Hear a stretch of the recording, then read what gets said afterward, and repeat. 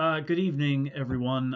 This will be a lecture for the final reading on Kant, which is tomorrow, Thursday, June 11th. Um, Before I get to that, just let me say a few other things. In terms of the reading posts, I have been somewhat disappointed that so many of you have been waiting until so close to midnight to do them. I realize that some of you are busy with summer schedules and things like that, but I'm a little troubled by the fact that some of you are waiting so long to finish them, and that some people's questions are going left unanswered, and there are some who are posting earlier in the evening and then having to sit and wait until midnight for the rest of you to post. And so that's not really fair to those who are posting early. So I am thinking of changing the requirements for these for next week's, and I will let you know as soon as that comes up. For the most part, you're doing fine on them. Something that came up in the posts for yesterday, that would be Tuesday. A lot of you are asking about when Kant is talking about happiness and how he has this discussion of reason and instinct as it relates to happiness. And I skipped over that in my lecture video, if you've been watching them. That discussion, what Kant is up to there, Kant is not saying that reason is not important for living or for being moral. Reason is important for being moral. Um, Kant is trying to ward off the skepticism that reason has been given to us, our intellect, our reason, this capacity that we have in order to achieve happiness. Kant is saying, in fact, reason is not given to us to achieve happiness. Reason is given to us to produce a good will. Reason gives the will the commands that it needs in order to act morally. Kant is saying that instinct would be better suited to guide us towards happiness rather than reason. That's the claim that Kant is making, to be clear. So there's nothing in Kant saying that happiness is our highest purpose and that we shouldn't use reason. Happiness is a separate domain of from morality for Kant. So that's to clarify in the questions that you were asking. Um, Now, I want to pick up with today's reading. I'm not going to go into super detail about this, but I want to talk about another formula that Kant is going to give us that will help us figure out how we should act or what the right thing to do is in a given situation in terms of the choices we make and the reasons that we have for our choices. So we had left off in Wednesday, or today's reading had left off with um, asking about or talking about this formula that was called the categorical imperative, which is act so that the maxim of your action can at the same time be willed as universal law.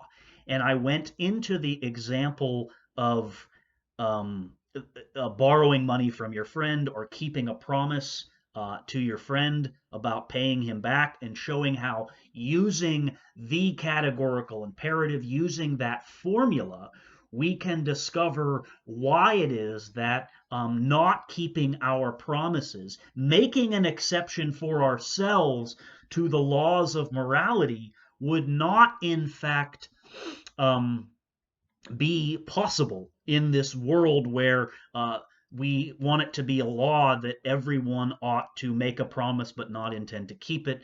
The practice of promise making would undermine itself, and therefore that leads to a contradiction.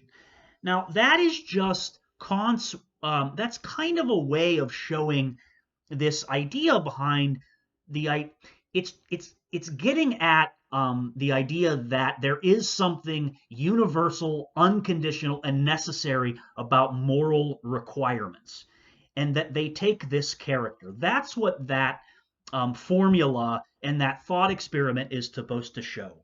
Kant is trying to show us something about what moral requirements are like. that they in no way depend upon my contingent circumstances.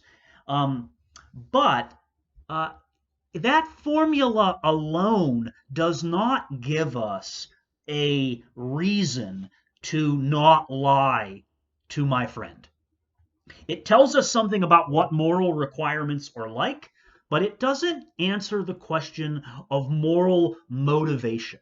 In other words, why should I be moral? Why should I not lie to my friend? It's not simply because my maxim leads to a contradiction in this imagined hypothetical universe. That is not why most of you think it is wrong to lie to your friend or to lie in general, but especially to lie to other human beings in general. It has nothing to do with that rather abstract procedure and formula that I just discussed.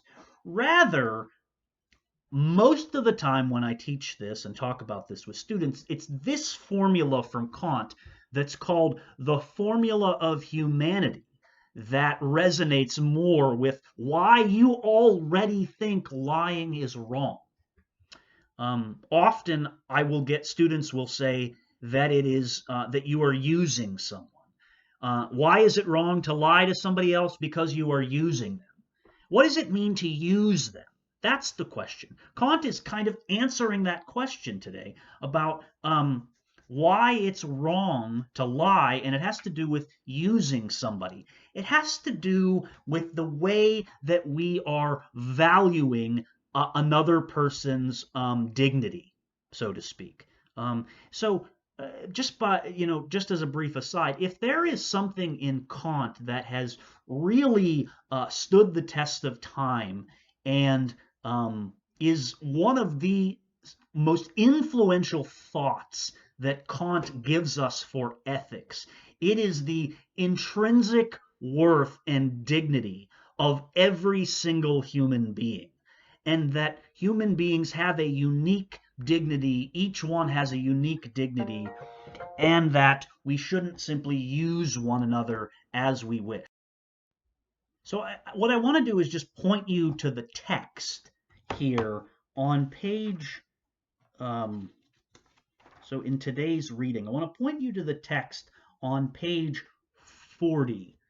Kant says, and this is, suppose there were something, the existence of which in itself has an absolute worth, that as an end in itself could be a ground of determinate laws, then the ground of a possible imperative of a practical law would lie in it and only in it alone. So this is a really famous line from Kant's groundwork. And what he means is he's searching for some kind of motivation that could be a universal motivation that would be an absolute standard of why it's wrong to lie to human beings, an absolute moral standard. And a lot of you may think that something like an absolute moral standard just doesn't exist. But Kant is saying that he's actually saying here that the way that human beings value ourselves, value themselves, the way that I value myself and the way that each of you values yourself, not me as David, but me as human being, rational being.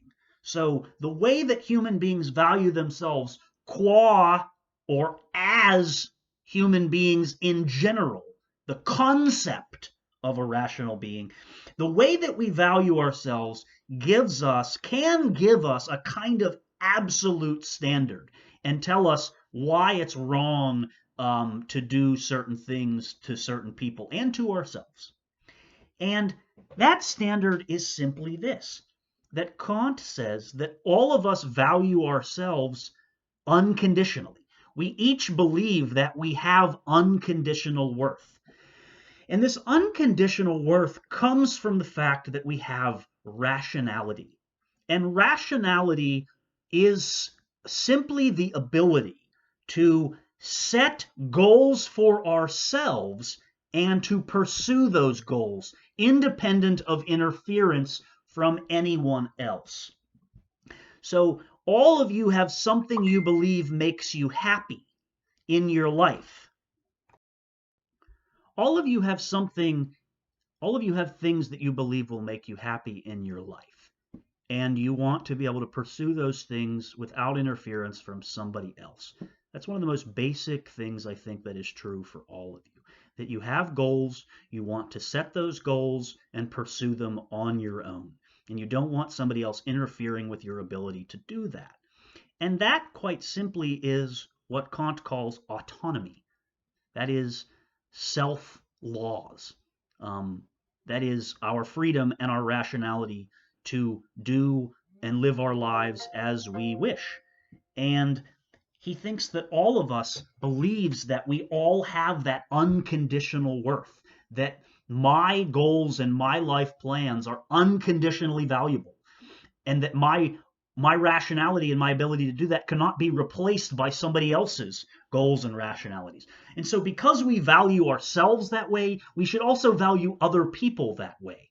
And it's that ground when Kant says, suppose there was something on page 40, the existence of which in itself has an absolute worth. That's what it is. It's us. It's the way that rational beings value themselves. That's what has absolute worth. It doesn't have relative worth. I am absolutely valuable, which is to say, I cannot simply be replaced by something else.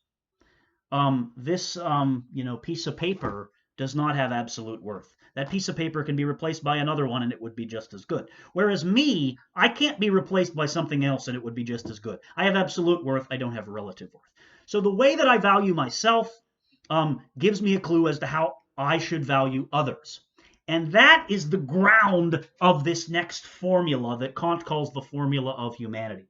And the formula of humanity stated clearly says on page 41, so act that you use humanity in your own person as well in the person of any other, always at the same time as an end and never merely as a means. And all that means is you shouldn't use people.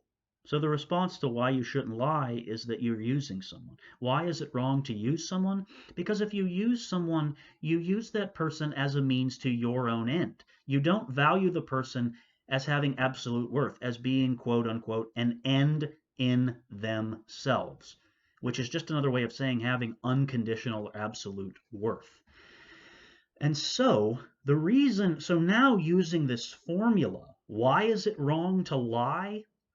Because to go back to the money, the borrowing money example, when you say to your friend, I need to borrow money and I promise I'll pay you back, but you're lying to them, what you're doing is you are taking away their rationality.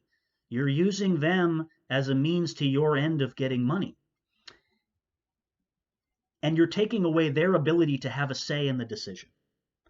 The moral thing to do, or the practical thing to do, might be to go to your friend and say, look, I really need some money. I'm not going to be able to pay you back. What do you think I should do? That would be respecting their agency, their ability to make decisions for themselves. And by lying, you take that away. But by asking them what you think they should do, you are inviting them in. You are respecting their agency. You are not treating them as a mere means. And that is a crucial qualifier. So Kant says never merely as a means. And that word merely is crucial. And the reason it's crucial is because we use each other as means all the time. If you watch this video later, you will be using me as a means to learn about Kant. But you are not using me as merely as a means, just a means. So we use each other as means all the time. But to use someone as a mere means is to take away their freedom and their rationality, their rational agency. And that, when you take away somebody's freedom, in other words, to have a say, to take away their rationality, when you take away that freedom, that's when the action is immoral. So now, according to Kant, The reason that lying is wrong is because you use someone. To use someone is to take away their rational agency. To take away their rational agency is to take away their freedom to have a say in the decision.